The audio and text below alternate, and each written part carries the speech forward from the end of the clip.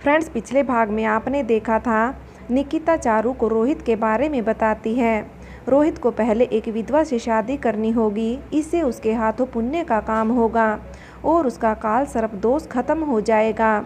निकिता जल्दी जल्दी बोली, इसके सिवा दूसरा कोई उपाय नहीं है? चारू ने धड़कते दिल से पूछा। नहीं, ऐसे तो वो किसी और का पति बन जाएगा, मुझसे कैसे शादी होगी उसकी?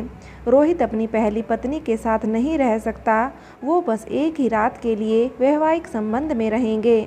इसके बाद उसकी पत्नी को उसे छोड़ना होगा, तभी रोहित के सिर से पूरी तरह काल सर्प दोष हटेगा। अब आगे ऐसी कौन सी लड़की होगी जो एक रात के लिए शादी करेगी? चारू दुखी हो गई। निकिता बोली।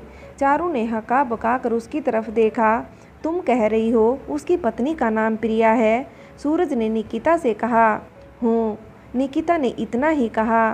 तुम्हें उसे पूछना तो चाहिए था ना। सूरज गुस्से में था, निकिता पर या शायद रोहित पर। मैं सब भुला देना चाहती हूँ, वैसे भी मैं उस मोड़ से बहुत आगे निकल आई हूँ, वो मैं देख ही रहा हूँ पिछले 5 सालों से। सूरज का लहजा व्यंग्यपूर्ण था।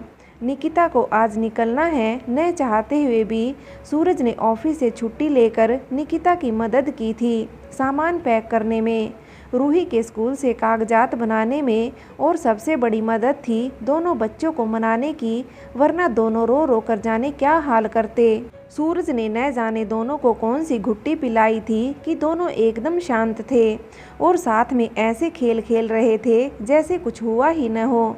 ऐसा भी क्या कह दिया तुमने इन दोनों से? बच्चों को बगैर किसी शिकायत के खेलते देख निकिता ने पूछा। है कोई सीक्रेट? सूरज ने आंखें घुमाते हुए जेब में हाथ डाल लिए। निकिता ने भी ज़्यादा नहीं पूछा।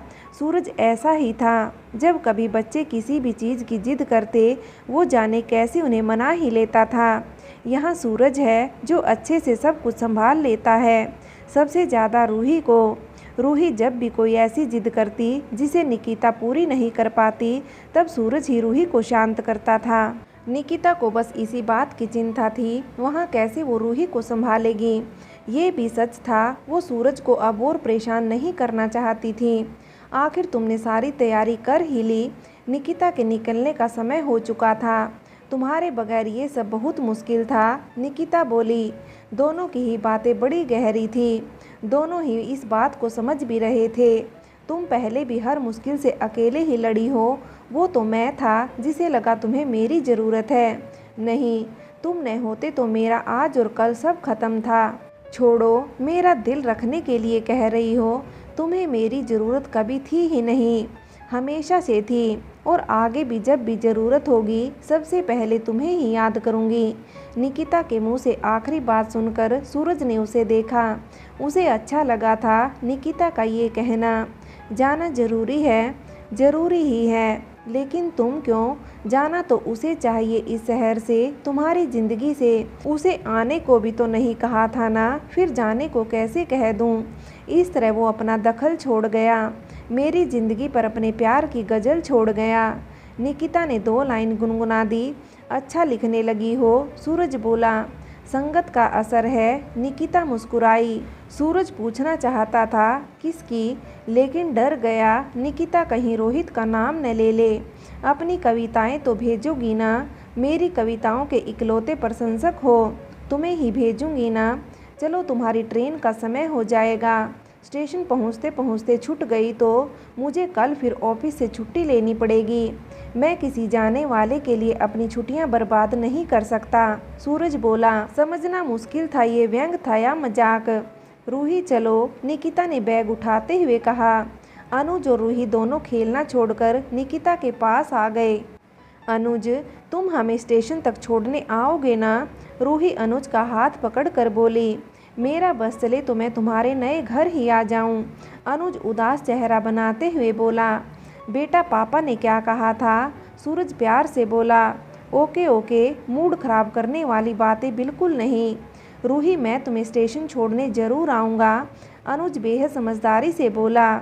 और हम तुम्हें खुशी खुशी बाय भी करेंगे, सूरज बोला।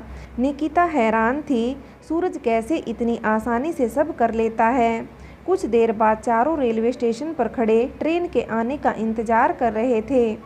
ट्रेन पूरे 1 घंटा देरी से आएगी, सूरज ने बताया तो निकिता के चेहरे पर सिकन आई। 1 घंटा रेलवे प्लेटफॉर्म पर इंतजार करना, वो भी बच्चों के साथ, सबसे बुरा काम लगता था उसे। पहले पता होता तो देर से निकलते, निकिता बोली। अब क्या कर सकते हैं? सूरज ने दोनों कंधे उचका दिए। इतनी देर बच्चों को कुछ खिला लाओ, वैसे भी यहाँ बोर ही होंगे, निकिता बोली। आइडिया तो अच्छा है, तुम भी चलो। नहीं, मैं ठीक हूँ, तुम बच्चों को लेकर जाओ। ठीक है, चलो बच्चों, हम कुछ यम्मी सा खाकर आते हैं। बच्चे खुश होकर सूरज के साथ चल दिए। निकिता उन्हें भीड़ में खोता देखती रही। सच ये था, उसे इस वक्त अकेले ही रहना था, इसलिए भी उसने सूरज से बच्चों को लेकर जाने के लिए कहा। आज यहाँ से चले जाना उसे उदास कर रहा था। इस शहर में उसने रूही को जन्म दिया था, उसे बड़ा होते देखा था, अपनी नई जिंदगी की शुरुआत की थी। नई जिंदगी, असल में इस जिंदगी की शुरुआत गांव से ही हो चुकी थी। यहाँ बस उसकी जेल जैसी जिंदगी सूरज के सहारे उठ खड़ी हुई थी। मिट्टी तो अब भी गांव की ही थी, उसमें खाद पानी का काम रोहित के प्यार ने किया था और परेशानियां धूप की तरह उसे तपाती रही थी। चारू को बड़ी मुश्किल से सब समझाया था उसने। चारू इस बात के लिए तैयार ही नहीं थी। अपने भविष्य पर वो अपनी दीदी की ज़िंदगी भेंट कैसे चढ़ा दे। मैं कैसे उस घर में रहूँगी दीदी, जहाँ तुम्हारे कदमों के निशान तो होंगे, लेकिन कभी किसी को दिखाई नहीं देंगे। चारू समझना, तू रोहित से प्यार करती है ना? करती हूँ, लेकिन आपसे ज़्यादा नहीं। चारू दीदी के गले से लिपट गई। पगली, निकिता ने भी उसे गले से लगा लिया। उसका प्यार देखकर निकिता का गला भर आया, इसलिए थोड़ी देर वो कुछ कह नहीं पाई। प्यार का क्या है दीदी, ये न सही कोई और मिल जाएगा। दीदी दूसरी नहीं मिलेगी ना? चारू निकिता के गले लगे ही बोली। चारू, नहीं दीदी, अब मुझे कुछ नहीं सुनना, मुझे नहीं करनी ये शादी। चारू ने जैसे फैसला सुना दिया। निकिता ने एक गहरी सांस ली, चारू को पास रखे स्टूल पर बैठाया। मेरी एक आखिरी बात सुन ले, फिर तू जो कहेगी वही होगा। निकिता ने आखिरी कोशिश करनी चाहिए चारू को मनाने की। ठीक है, बस एक ही और आखिरी, उसके बाद आप मुझे कुछ नहीं कहेंगी। चारू उतरे चेहरे के साथ बोली। इससे 3 जिंदगियां संवर जाएंगी। कैसे? मेरे माथे पर सिंदूर होगा, आधा अधूरा ही सही। सफ़ेद साड़ी से छुटकारा मिल जाएगा। विधवापन का जो नाम पड़ा है वो भी मिट जाएगा। भले ही वो दूसरी शादी कर ले, लेकिन मैं सुहागन तो रहूँगी ना। रोहित के सिर से काल सर्प दोष भी हट जाएगा। तुझे तेरा प्यार मिल जाएगा। अब तू ही सोच, जो फैसला 3 लोगों की ज़िंदगी बदल देगा, वो गलत कैसे हो सकता है? अपनी बात खत्म करके निकिता ने चारू को उम्मीद भरी नज़रों से देखा। उसे विश्वास था चारू उसकी बात अच्छी तरह समझ चुकी है। अब बस उसकी हाँ का इंतज़ार था। ठीक है, लेकिन शादी के बाद आप कहीं नहीं जाएंगी, हम दोनों एक ही घर में रहेंगे। ऐसा नहीं हो सकता चारू, हम दोनों मतलब रोहित और मैं एक ही छत के नीचे नहीं रह सकते। शादी के बाद उसे मेरा त्याग करना होगा, तभी काल सर्प दोष पूरी तरह हटेगा। तू चिंता क्यों कर रही है? शादी के बाद रोहित और तू शहर आते जाते रहना मुझसे मिलने। बाद में क्या पता रोहित के साथ तुझे शहर में ही रहना पड़े, फिर तो हम हमेशा ही मिलते रहेंगे। आप माँ बाबा के घर क्यों नहीं रह सकती? चारू, अगर शास्त्र की माने तो मुझे अभी भी यहाँ नहीं होना चाहिए था, लेकिन खैर छोड़, अब मुझे फिर मौका मिल रहा है, कम से कम मेरी खातिर ही मान जा। ठीक है दीदी, वैसे भी आप जहाँ रहो हमेशा खुश रहो, मेरी भगवान से यही प्रार्थना है। तो अब तो खुशी खुशी शादी की तैयारियां कर, जल्द ही मेरी बहन दुल्हन बनेगी। दुल्हन तो आप भी बनोगी, तैयारी तो आपको भी करनी है ना। मेरी और तेरी शादी में अंतर है चारू, मेरा कन्यादान 1 बार हो चुका है, एक ही बेटी का कन्यादान 2 बार नहीं किया जाता। मेरी शादी बहुत साधारण होगी, वैसे भी ये नाम की शादी है, असली दुल्हन तो तू है, निकिता ने चारू की ठुड्डी पकड़ते हुए कहा। चारू ने शर्मा कर अपनी गर्दन झुका ली। केशवलाल मिठाई के साथ घर में घुसे, वैसे उनका स्वभाव कड़क था, इसलिए हमेशा गुस्से में ही लगते थे, लेकिन आज उनके चेहरे पर मुस्कान देखकर सरिता और रोहित की माँ सुशीला हैरान थी। अमन की माँ, केशवलाल ने पुकारा। क्या बात है, आज बड़े चहक रहे हो। रोहित की माँ सुशीला बोली। रोहित का रिश्ता तय कराया हूँ। उसके काल सर्प के दोष के हिसाब से एक विधवा लड़की निकिता से उसकी शादी तय कर दी है मैंने। उसके घर वाले भी मान गए हैं। ये तो सच में खुशी की बात है, भगवान ने हमारी सुन ली। सरिता बहू से कहो ये मिठाई अपने देवर और अमन को खिला दे, तुमसे ज़रूरी बात करनी है, तुम कमरे में आओ। केशव लाल ने मिठाई का डिब्बा सुशीला को पकड़ाते हुए कहा। आप चलिए, मैं आती हूँ, सुशीला ने कहा और सरिता की तरफ घूम गई।